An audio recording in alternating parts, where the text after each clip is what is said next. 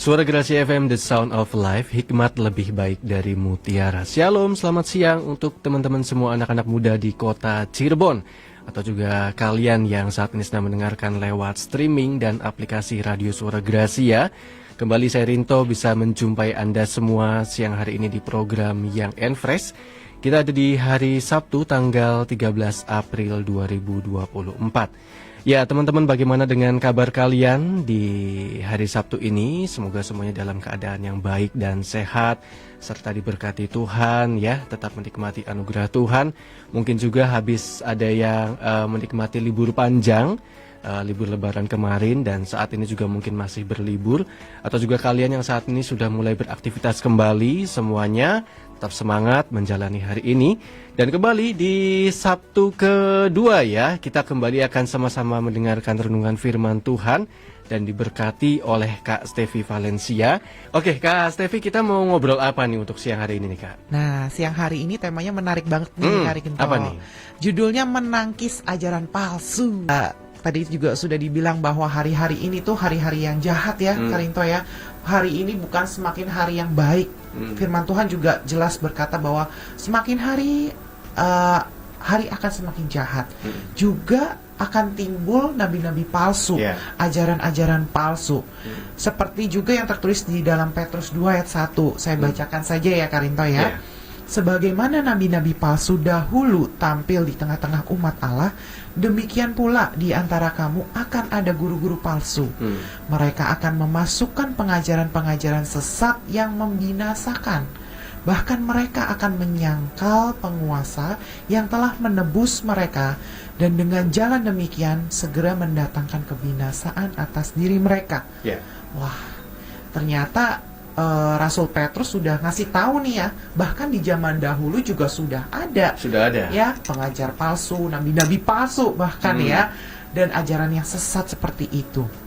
Nah, kenapa sih bisa ada timbul hal-hal yang seperti itu ya zaman sekarang, apalagi lebih cepat gitu ya kita tahu karena adanya sosial media, adanya YouTube gitu ya yang berkembang.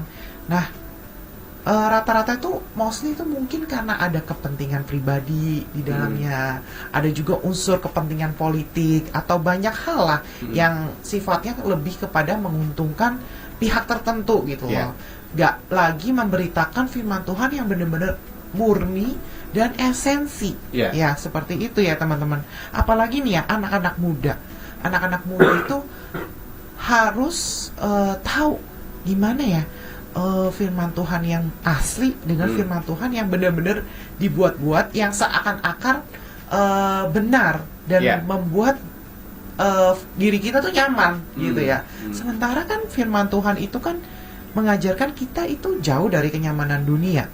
Tetapi zaman sekarang itu kayak firman Tuhan dipaksakan, di fit in kepada kehidupan kita yang supaya kita juga it's okay lah gitu ya. Jadi hidup kita kekristenan yang lebih liberal gitu ya. Jadi lebih mudah menerima kompromi gitu ya. Sementara yang Tuhan ajarkan tuh tidak seperti itu Kak Rinto ya. Yang Tuhan ajarkan itu benar-benar firman Tuhan yang saklek gitu loh. Tidak boleh ada kompromi. Bahkan Tuhan dan firman Tuhan bilang kita harus hidup terpisah dari dunia dan dipisahkan dari dunia gitu. Jadi ya buat apa kita mendengarkan hal-hal yang seperti itu ya Kak Rinto ya. Nah, sebelumnya saya kasih tahu nih ya bagaimana caranya kita harus menghadapi keadaan yang membingungkan nih saat ini ya. Apa nih pedoman kita nih, pegangan kita ya, supaya kita tuh adalah kisi-kisinya gitu ya. Nah, yang pertama tuh ajaran yang benar itu selalu berdasarkan Alkitab nih Kak Rinto ya. Bukan menurut pandangan pribadi, menurut aku, menurut pengalamanku gitu ya. Enggak, tapi apa yang ditulis di Alkitab itu yang harus kita cari tahu, itu yang harus kita pedomi sebagai kehidupan kita ya. Dan mengakui bahwa Allah adalah Tritunggal dan Yesus adalah juru selamat manusia. Itu yang pertama, harus kita tanamkan di pikiran kita. Dan yang kedua, ajaran yang benar itu gak berubah-berubah gitu ya. Gak musiman gitu loh. Kadang bicara A, kadang bicara B gitu ya. Tapi enggak, ajaran Kristus itu tetap tidak berubah-berubah. dan tidak lain daripada apa yang dikatakan dalam Alkitab lagi-lagi ya. Betul. Nah, yang ketiga, ajaran yang benar itu ajaran yang menyampaikan kabar baik, yaitu penebusan dosa manusia yang percaya dan bukan menyebarkan rasa takut atau kegundahan atau kekacauan di antara umat Kristen gitu. Jadi hati-hati. Kalau ada ajaran yang memecah belah kita, wah itu perlu dipertanyakan ya, Karinto ya. Betul. Tapi ajaran Kristus itu justru ajaran yang mempersatukan tubuh Kristus gitu ya. Tidak ada pemberontakan di dalamnya gitu ya. Yang ada kesatuan dalam kasih gitu. Nah, yang keempat, pengajaran rohani yang benar itu bukan untuk mencari kemuliaan diri sendiri. Ya, atau mencari keuntungan atau penghasilan. Tapi pengajarannya ya untuk kemuliaan Tuhan, untuk keuntungan kerajaan Allah ya. Nah, yang kelima, ajaran yang baik itu akan mempersatukan jemaatnya, bukan memecah belah. Atau untuk keuntungan gereja itu enggak ya. Nah, selanjutnya yang berikutnya, kalau ajaran yang benar itu mengajarkan apa yang benar tidak terpengaruh oleh pendapat atau kebiasaan masyarakat pada zaman sekarang ini. Jadi ajarannya juga nggak terpengaruh dengan politik atau tidak terpengaruh oleh apa yang lagi tren saat ini gitu ya teman-teman ya. Itu enggak, jadi benar-benar murni. Terus yang ketujuh, pengajar yang baik adalah orang-orang yang menjalankan hidup yang sesuai dengan firman Tuhan. Jadi kita lihat nih yang ngajarin kita atau ibaratnya kalau sekarang pastor gitu ya, kita lihat pastor-pastor ini hidupnya seperti apa yang diajarkan sama nggak apa yang dia lakukan, perbuatan dan perkataannya sama integritas tidak, ya. Integritasnya perlu kita lihat uji, gitu ya, diuji gitu. Nah, itulah pedoman yang harus kita pegang dalam hidup kita supaya kita tidak mudah diombang-ambingkan oleh ajaran-ajaran dunia ya teman-teman ya. Yang lebih lengkap lagi nih ya, Rasul Paulus berkata dalam Kolose 2 ayat 6 sampai 8. Boleh minta tolong Korinto untuk bacain? Iya, boleh. Kolose 2 ayat 6 sampai 8. Oke. Ayat 6 sampai 8 ya Kak Sevi ya. Ya, betul. Saudara-saudara sudah menerima Kristus Yesus sebagai Tuhan, sebab itu hendaklah kalian hidup bersatu dengan Dia dan berakar di dalam Dia. Hendaklah kalian membangun hidupmu dengan Kristus sebagai dasarnya. Hendaklah kalian makin percaya kepada Kristus menurut apa yang sudah diajarkan kepadamu. Dan hendaklah hatimu meluap-luap dengan ucapan terima kasih. Hendaklah kalian berhati-hati, jangan sampai ada yang memikat kalian dengan falsafah-falsafah manusia yang tidak berguna, melainkan hanya menyesatkan.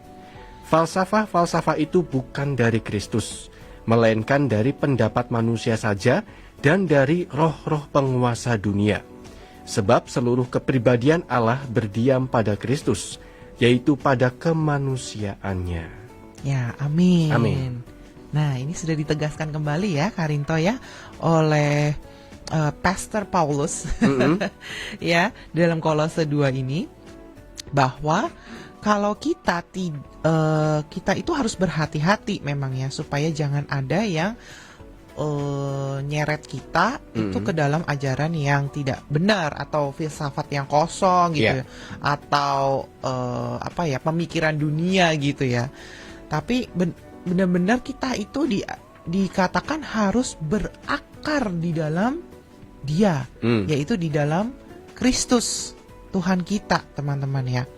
Nah, kita belajar nih saat ini, kita sudah berakar kuat belum ya? Kan ibarat pohon nih ya, kalau akarnya kuat ke dalam, kalau ada angin kencang, badai gitu ya, pasti nggak akan roboh ya pohonnya ya. Dia akan kuat, tetap kokoh gitu ya. Tapi kalau misalkan dia akarnya pendek di dalam tanah itu, pastilah nggak lama ya. Hujan sedikit dia langsung roboh ya, patah gitu ya dahannya atau tercabut sampai ke akar-akarnya. Nah, tentunya kita sebagai anak-anak Tuhan, kita tidak mau ya punya kualitas hidup yang berakar pendek gitu, seperti itu. Dangkal ya. Dangkal. Kita tidak ingin, dan Tuhan apalagi ya, Tuhan mau kita sebagai anak-anak Tuhan, khususnya anak muda, itu mulai, ayo berakar dalam-dalam di dalam Kristus Yesus nih. Nah, caranya gimana ya Karinto ya? Ya. Dikatakan, kalau di dalam terjemahan baru dikatakan kamu telah menerima Kristus Yesus Tuhan kita, karena itu hendaklah hidup tetap di dalam Dia. Ya. Ya, hidup tetap di dalam Kristus. Ada kata tetap. Nah, di dalam bahasa Yunani, kata tetap ini adalah peripateo, yang berarti berjalan mondar-mandir, gitu ya. Bukan jalan di tempat ya, enggak. Bukan tetap seperti itu, tapi maknanya itu adalah berjalan mondar-mandir atau berjalan keliling, gitu ya. Jadi ini berarti bahwa jika seseorang yang sudah menerima Yesus sebagai Tuhan dan Juru Selamat, ia itu tuh perlu berjalan bersama dengan Yesus dalam suatu proses perjalanan rohani, spiritual journey, yang berputar-putar atau berulang. Dengan kata lain, Kristus itu akan menuntun kita mengikuti sebuah perjalanan rohani yang bersifat pengulangan gitu ya, sehingga kita itu semakin berakar di dalam Dia, Karinto ya. Jadi ibaratnya begini, kenapa ditekankan pengulangan? Kalau kita mendengar firman nih seperti ini ya, misalkan jadi anak Tuhan itu harus berbuah, bersabar gitu ya. Bagaimana mungkin kita hanya mendengar sekali, terus kita dapat melakukannya gitu ya? Itu kayaknya nggak mungkin deh. Kenapa? Karena manusia tuh udah jatuh dalam dosa. Jadi bawaannya tuh pengen melakukan hal-hal yang di luar firman, ya, yang pokoknya yang Tuhan nggak suka gitu ya. Yaitu marah mungkin ya, cepat kesel, cepat tersinggung gitu ya. Tapi yang Tuhan mau, ayo kita bisa nggak bersabar ya. Firman Tuhan berkata demikian. Dan itu harus diuji berulang-ulang. Nggak bisa cuma sekali, 2 kali, nggak bisa. Harus berulang kali supaya melekat di dalam jiwa kita nih, karakter kita nih, melekat karakter Kristus. Diulang-ulang terus sampai sempurna seperti Kristus ya. Kita setuju ya bahwa fokus hidup kita adalah serupa dan segambar seperti Tuhan Yesus ya, teman-teman semua. Nah, seperti itu, tetap di dalam Kristus. Jadi dikatakan kenapa supaya diulang-ulang terus, supaya kita nggak lupa ya. Ya, jangan sampai seperti yang Yakobus bilang tuh, jika seseorang mendengar firman saja dan tidak melakukannya, ya seumpama seseorang yang sedang mengamat-amati mukanya di depan kaca, terus nggak lihat kaca, jadi hilang memorinya gitu ya. Tadi muka aku gimana ya gitu, tadi alis aku mencong nggak ya kiri kanan gitu ya, kalau cewek lagi make up tinggi sebelah ya. tinggi sebelah nggak ya, aduh gimana ya. Nah, jangan sampai firman Tuhan hilang sia-sia seperti itu ya, teman-teman. Makanya oleh sebab itu dikatakan kita harus hidup tetap di dalam Kristus, yang artinya kita hidup di proses mengalami perjalanan rohani yang berputar dan berulang-ulang. Ya, tapi bukannya berputar nggak ada kemajuan. Nggak ada kemajuan. Jadi seperti ini nih, ibarat tangga nih ya Karinto ya. Bukan tangga linear yang maju lurus gitu seperti tangga-tangga yang pada umumnya, tapi ini tangga spiral. Kita pernah lihat ya. Biasanya buat jemur pakaian tuh. Itu dia. Pasti naik tangga seperti itu susah ya. Lebih susah. Dan lebih hati-hati ya Karinto ya. hati-hati. Nah, seperti itulah perjalanan rohani kita, teman-teman. Jadi seperti naik ke tangga spiral, berputar ya kan, ketemu lagi, berulang lagi, tapi lama-lama makin tinggi, naik, makin tinggi, bukan di dasar terus ya teman-teman ya. Yang artinya proses hidup kita makin lama diujinya makin sulit gitu ya. Contoh misalkan nih, kamu ya orangnya nggak sabaran gitu ya. Anak muda soalnya sering kali nggak sabaran nih Karinto ya. Curhat ya nih ya, curhat. Iya. Kesaksian. Kesaksian. Dulu saya juga orangnya nggak sabaran. Jadi kalau misalkan nih diujinya hal yang sepele dulu ya, tangga pertama lah ibaratnya ya, anak tangga pertama. Ketika ngantri gitu di kasir, lagi lebaran gitu kan. Semuanya lagi rame gitu, lagi ngantri, tiba-tiba ada ibu-ibu nyerobot. Nah, gimana sikap kita ya? hati kita panas nggak nih, kesel nggak nih, atau malah neriakin ibu itu atau gimana, atau malah ya udahlah silakan aja gitu ya. Udah gitu barangnya banyak lagi. Nah, barangnya bertumpuk-tumpuk lagi ya, mau bikin parcel gitu ya. Itu kan lama banget itu. Nah, itu gimana respon kita? Kalau itu lulus, nanti kita akan diuji lagi di tingkat yang lebih sulit. Ya. Misalkan dipertemukan orang-orang yang lebih nyebelin lagi gitu ya. Bahkan mungkin orang yang terdekat kita. Nah, bisa nggak kita melalui step-step itu gitu ya. Dan diharapkan, Tuhan mengharapkan kita semakin melakukan kebenaran, melakukan firman, semakin ngeresep tuh. Ya, makin ngeresep tuh firman Tuhan, makin nempel.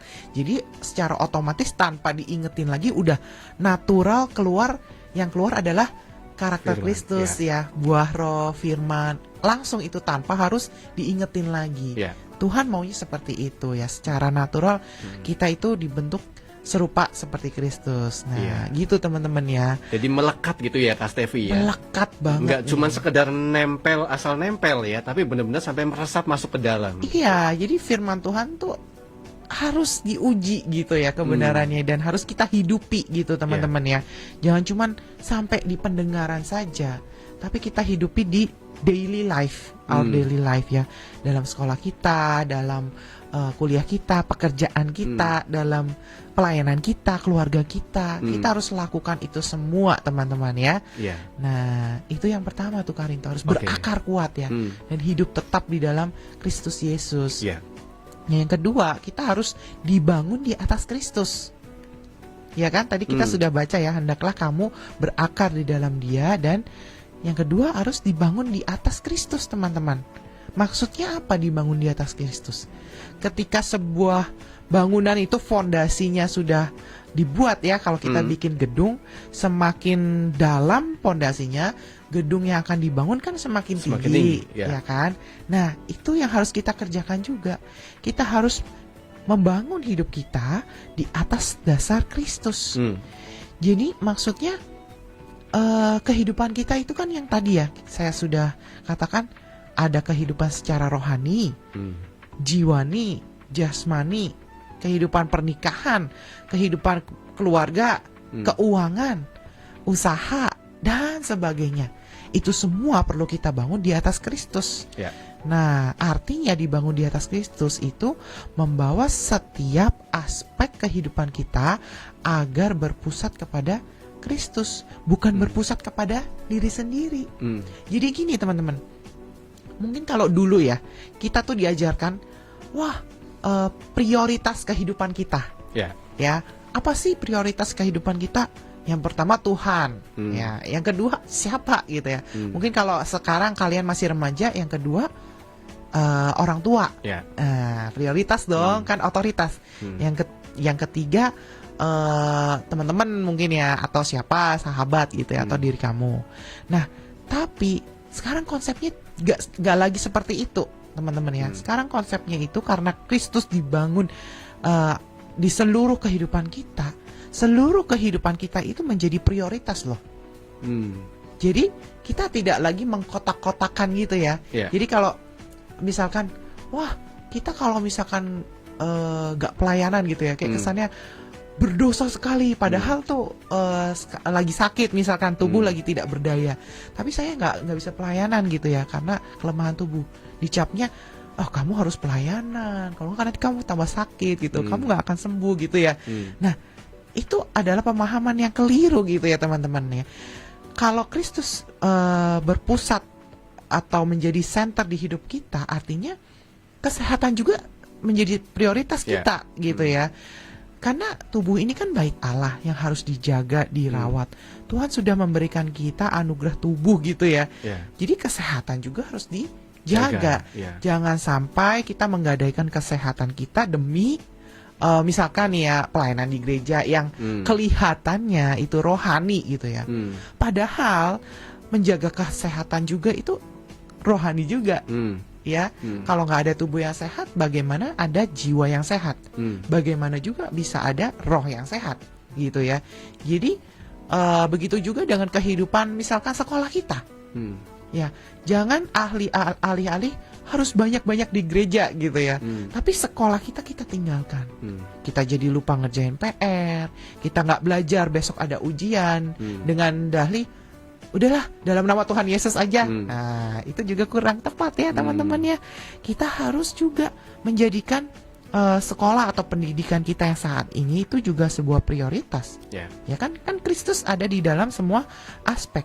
Jangan sampai kita menjadi batu sandungan bagi teman-teman kita di sekolah.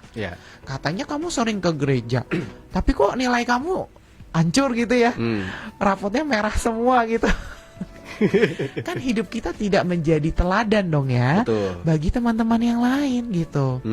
Itu perlu kita perhatikan ya teman-teman. Itu maksudnya dari dibangun di atas Kristus. Jadi mau kita di karir kita, pekerjaan kita, mau kita di sekolah kita, mau kita di pelayanan kita di gereja gitu, dimanapun, di keluarga kita juga, kita harus membawa karakter Kristus itu, ya, dan menjadikan Kristus pusat kehidupan kita, gitu ya teman-teman ya. Nah, yang terakhir nih Kak Rinto ya, setelah berakar, ketiga ya berarti ya. Setelah berakar terus lalu dibangun. Nah tentunya Tuhan merindukan juga pertumbuhan. Ya, semakin bertumbuh teguh di dalam iman kita. Iya dong. Tuhan tidak mau hidup kita tuh pasif. Tuhan mau hidup kita tuh aktif gitu ya, bertumbuh terus gitu ya, progresif, asik. Ada kemajuan. Ada kemajuan gitu ya, bukan regresif gitu ya. Nah, kalau hidup kita sudah berakar, tadi kan seperti di awal tadi sudah diceritakan kan, hidup kita dengan Kristus itu seperti naik tangga spiral. Artinya kita harus naik terus, kita harus bertumbuh terus imannya. Dengan cara apa? Pasti akan ada ujian yang lebih sulit dalam hidup kita. Kalau masalah demi masalah itu mungkin kita ngerasa kok gak ada habis-habisnya ya masalah di dalam hidup kita ya. Nah, seharusnya kita patut bersyukur karena lewat masalah itu kita bisa teruji keimanannya ya. Bisa gak kita makin mengandalkan Tuhan, makin melakukan firman Tuhan ya. Bisa gak kita meninggalkan kenyamanan kita gitu ya, demi kepentingannya Kristus gitu ya. Bisa nggak kita mendahulukan kepentingan orang lain dibanding kepentingannya kita gitu ya. Jadi hidup kekristenan itu tidak stuck, tapi semakin bertumbuh gitu ya, semakin memberi buah kepada banyak orang gitu, dan buahnya itu rasanya manis gitu ya Karinto ya, bukan buah yang asem ya Karinto ya, atau pahit ya, atau pahit itu. Dilepeh. Iya, jangan ya teman-teman ya. Kiranya hidup kita tuh selalu bertumbuh gitu ya teman-teman, dengan perjalanan rohani bersama dengan Kristus Yesus gitu. Nah, ada fun fact juga nih teman-teman ya.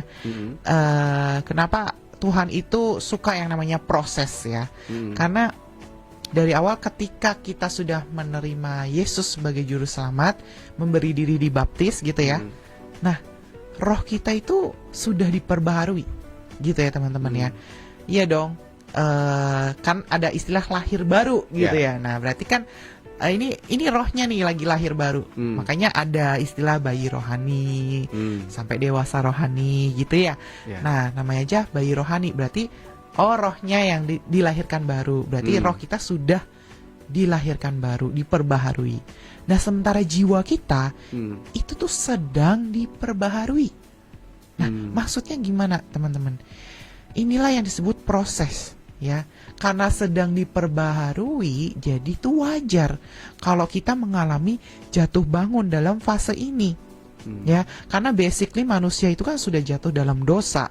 Jadi jiwa kita tuh rusak gitu sama iblis gitu ya. Jiwa kita tuh udah dirusak, udah mengalami dosa juga. Jadi kita tuh selalu berkeinginan untuk melakukan apa yang di luar dari kehendak Tuhan gitu ya. Dan itu tuh berproses. Jadi jiwa ini tuh berproses supaya terus-menerus diproses sehingga jiwa kita tuh mengalami jiwa yang sehat seperti yang Kristus inginkan gitu ya. Nah, jadi jangan heran kalau banyak anak-anak muda yang apalagi zaman sekarang itu banyak sekali yang mental health-nya terganggu gitu ya. Nah, Kenapa seperti itu? Karena jiwanya ini belum beres gitu ya. Karena lagi berproses menuju ke kesempurnaan itu gitu lah. Jadi kalau misalkan nih ada teman kalian yang sedang mengalami kejatuhan gitu ya, atau mungkin sejenak lupa dengan firman Tuhan, jangan dihakimi gitu ya teman-teman ya. Jangan dihakimi, tapi ayo disupport gitu ya, diingatkan kembali, it's okay, nggak apa-apa kamu jatuh, ayo bangkit lagi gitu. Tuhan kasih kita kesempatan untuk terus diperbaharui kok ya, bertobat setiap hari. Ayo kita kembali lagi belajar melakukan apa yang benar di mata Tuhan. Ya, wajar banget kalau kita tuh bisa jatuh gitu ya, berkali-kali jatuh gitu ya. Tapi juga jangan disengajain jatuh-jatuh gitu ya teman-teman ya. Ini dalam konteksnya tuh kayak, aduh gak memungkinkan banget nih gitu, kayak aduh sorry ya Tuhan, mungkin seperti misalkan hari ini, sorry Tuhan aku kelepasan nih, aku marah gitu ya. Aku mungkin aku udah ngatain teman aku gitu ya, aku marah kelepasan. Maaf ya Tuhan, maaf gitu. Lain kali aku akan berjuang untuk menjaga lidah dan bibir aku gitu ya teman-teman. Jadi untuk setiap hari kita juga harus perlu bersyukur. Tuhan memberikan kita hari yang baru supaya kita berkesempatan untuk melakukan lagi nih kebenaran firman Tuhan gitu.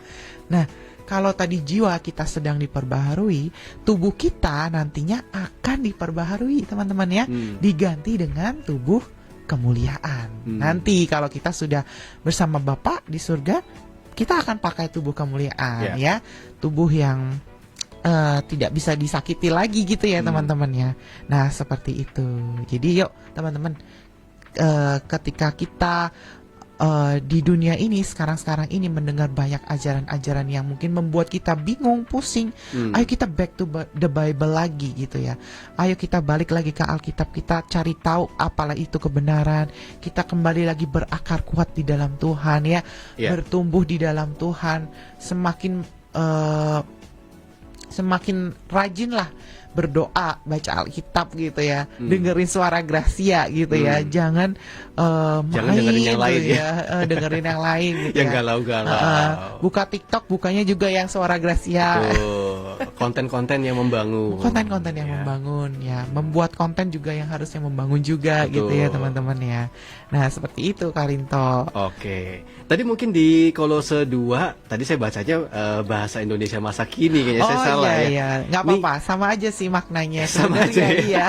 Tapi nggak apa-apa Kak Stevi, saya pengen bacain lagi nih, tertarik banget teman-teman untuk tema menangkis ajaran palsu. Ini kuncinya itu seperti yang dikatakan di ayat 6 sampai dengan 7 saya baca, kamu telah menerima Kristus Yesus Tuhan kita, karena itu hendaklah hidupmu tetap di dalam Dia ya Kak Stevi ya. Hendaklah kamu berakar di dalam Dia dan dibangun di atas Dia. Hendaklah kamu bertambah teguh dalam iman yang telah diajarkan kepadamu, dan hendaklah hatimu melimpah dengan syukur. Tadi juga sudah dirinci kedua ayat ini sama Kak Stevi, juga sudah dijelaskan teman-teman. Jadi kuncinya kalau misalkan teman-teman mungkin bertanya, kira-kira gimana tipsnya untuk bisa menangkis ajaran palsu di hari-hari ini? Nah ini dua ayat ini jadi patokannya. Iya, betul. Dan penjabarannya tadi semoga teman-teman juga mencatat ya, ada 3 hal. Yang pertama Kak Stevi, yaitu kita harus kuat di dalam firman Tuhan dengan berproses bersama-sama dengan Tuhan secara berulang-ulang. Jadi kalau teman-teman mungkin saat ini ngerasa, kenapa ya Tuhan, kok gua nggak keluar-keluar dari masalah ini?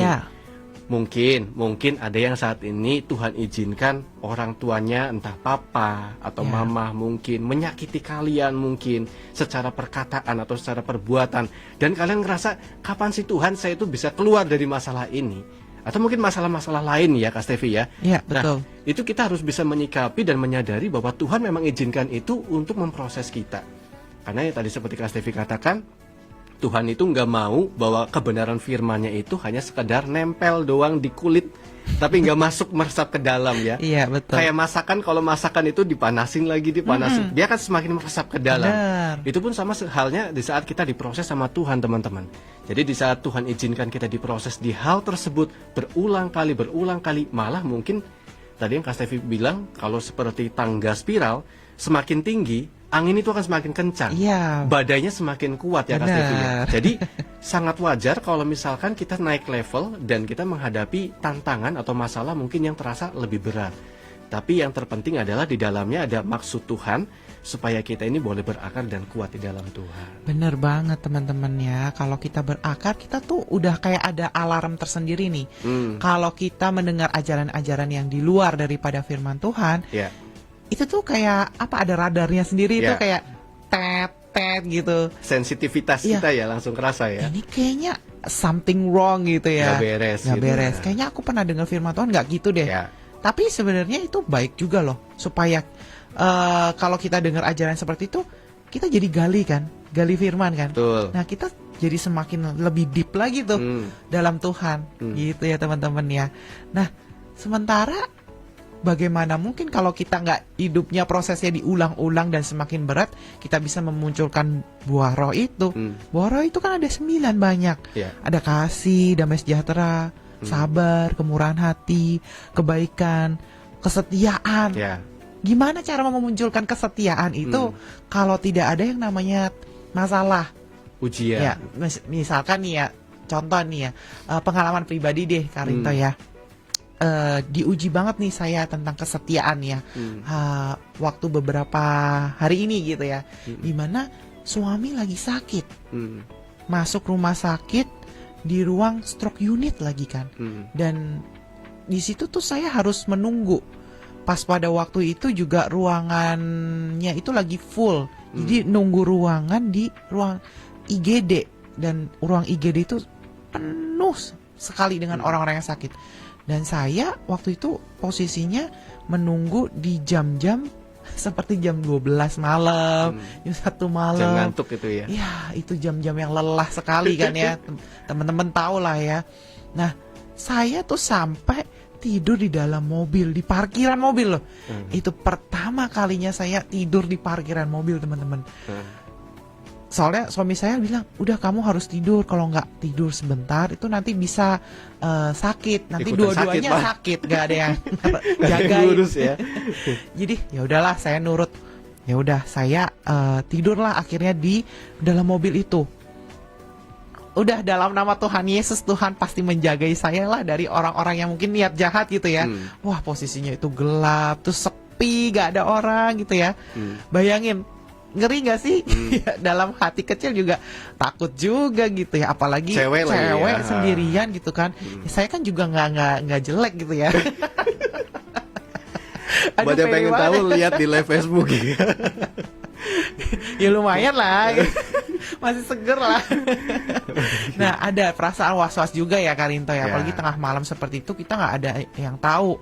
Walaupun nggak ada orang, siapa tahu ada yang niat jahat kan ya, maling atau apa. Jadi ya saya tidur dalam kondisi yang waspada juga gitu, setengah tidur lah gitu, nggak sampai yang deep sleep.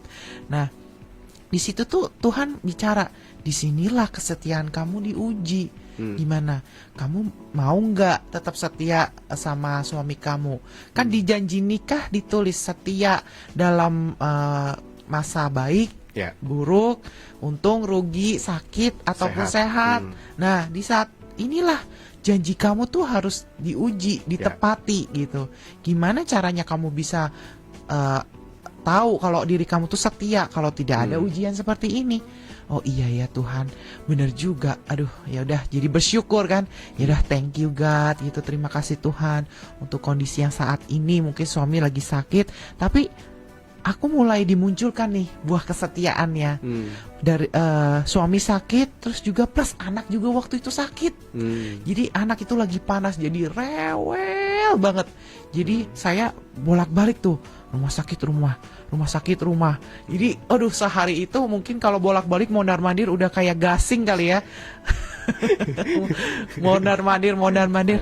Tapi diingetin lagi sama firman Tuhan.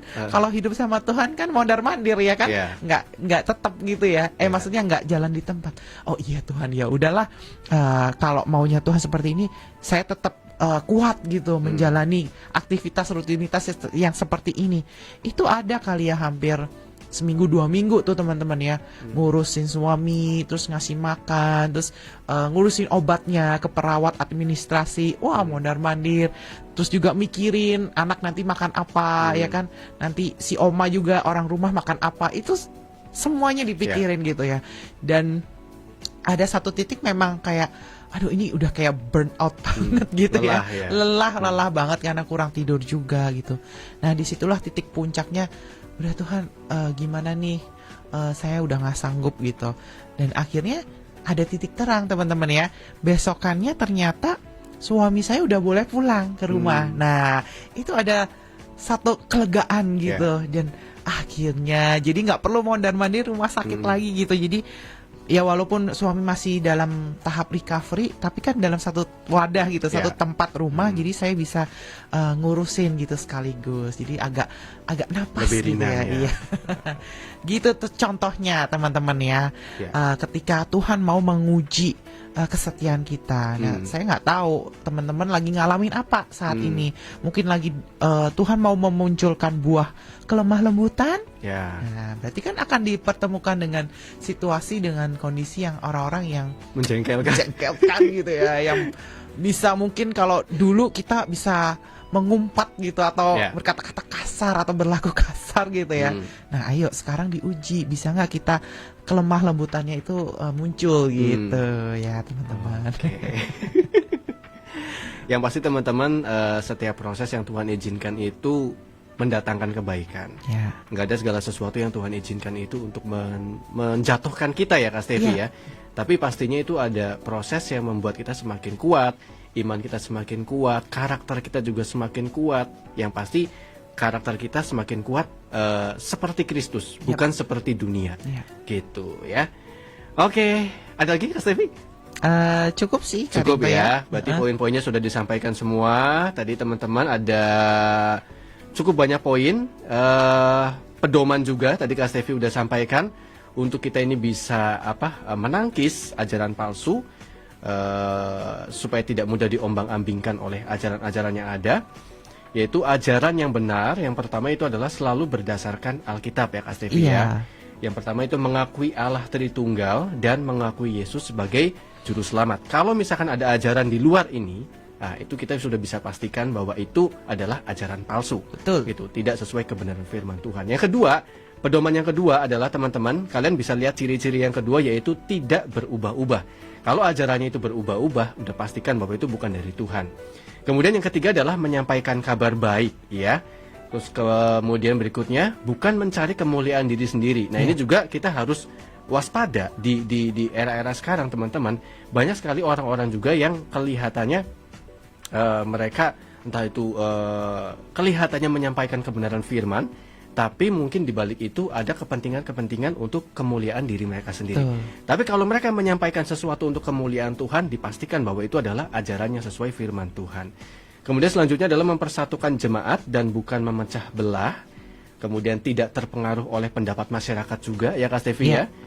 Nah, kemudian yang terakhir adalah pastikan bahwa orang-orang tersebut adalah orang-orang yang berintegritas, hidup sesuai dengan kebenaran firman Tuhan. Itu tadi ada 7 ya kalau nggak salah ya. 7 pedoman yang bisa teman-teman pegang ya, untuk bisa menangkis setiap ajaran-ajaran palsu di zaman ini. Betul sekali Kak. Oke, Kak Stevi, makasih banyak Sama-sama. sudah menyampaikan kepada kita semua siang hari ini supaya anak-anak muda boleh semakin punya wawasan juga, semakin tahu juga, supaya tidak terombang-ambing dengan ajaran yang salah ya Kak ya. Di tengah begitu banyaknya ajaran-ajaran di luar sana. Ada Ibu Yayah juga yang menyapa kita di WhatsApp siang hari ini. Shalom untuk Karinto dan Kak Stevi. Terima kasih Kak Stevi untuk firman Tuhannya, sangat penting dan bermanfaat dan Puji memberkati. Tuhan. Terima kasih Kak Yaya. Oke, teruslah menjadi berkat. Amin. Bagi banyak orang. God bless you all. God Terima bless kasih you too. Ibu Yaya yang sudah bergabung di WhatsApp juga. Dan tidak terasa kita harus mengakhiri Kak Stevi kebersamaan kita siang hari ini di program yang Enfresh. Kak Stevi boleh berdoa buat kita semua Kak. Silakan Kak. Bapak terima kasih untuk kebenaran firman Tuhan yang telah memerdekakan kami.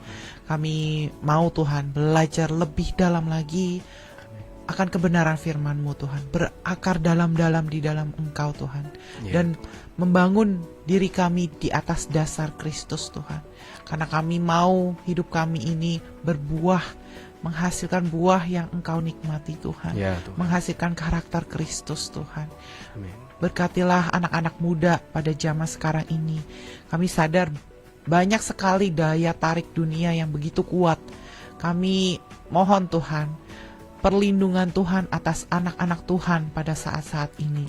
Kami mau Tuhan untuk hidup kudus. Amin. Hidup kami bisa memuliakan nama-Mu di segala aspek kehidupan kami, di pekerjaan kami, di keluarga kami, di sekolah kami, dan juga di seluruh kehidupan kami. Siapapun orang yang kami temui, orang tersebut bisa melihat Kristus di dalam kehidupan kami. Terima kasih Tuhan. Kami mau Tuhan berproses dengan baik. Kami mau menjalani spiritual journey kami ini dengan baik Tuhan, sehingga kami terus menaiki tangga bersama-sama dengan Engkau Tuhan, menuju seperti yang Engkau kehendaki ya Bapa. Terima kasih ya Tuhan untuk kebenaran firman Tuhan. Kiranya Roh Kudus memampukan setiap anak-anak Tuhan untuk melakukan firman Tuhan. Di dalam nama-Mu Tuhan Yesus Kristus kami berdoa. Haleluya. Amin. Kak Stevi mungkin bisa informasikan untuk ibadah Geneo? Ya, bagi teman-teman yang belum ada komunitas dan rindu berkomunitas, boleh ikut gabung bersama-sama kita di komunitas Geneo yang ibadahnya itu setiap hari Minggu jam 4 sore berada di Jalan Tuparef nomor 20B GBI PPL Cirebon. Jadi buat teman-teman yang belum ada komunitas bisa langsung bergabung dengan Kak Stevi dan juga Geneo ya di sana ya. Kak Stevi terima kasih banyak buat sharingnya siang hari ini. Sama-sama Karinto. Ya, nanti kita ketemu lagi di bulan depan. Minggu kedua ya. Dan teman-teman, tuntas sudah kebersamaan kita siang hari ini di program Young and Fresh. Akhirnya saya Rinto yang bertugas pamit undur diri. Saya ucapkan selamat siang, selamat melanjutkan aktivitas kalian semua dan Tuhan memberkati.